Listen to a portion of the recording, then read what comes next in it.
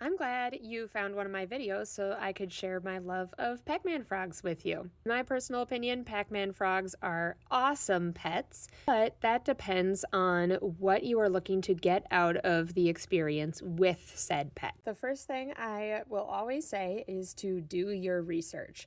And don't just look into one source, but look into a variety of reputable sources so that you can make sure you have the most accurate information possible about the care of the animal you are looking to bring home.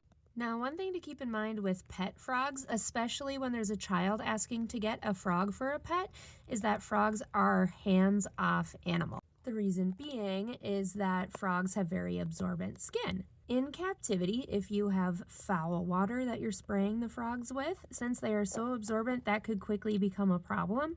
And also, if you are having a frog as a pet with the intention of handling a lot, then you run the risk of a lot of bacteria, disease, nasty, icky things that we have on our hands all day long getting absorbed into the body of the frog. Kids tend to want a relationship with their pets that is much more interactive, and they may simply not understand that there are some pets out there that are pretty much just for show. Another commonly said thing about Pac-Man frogs is that they're a pet rock, or you basically have an enclosure of dirt because you never see them.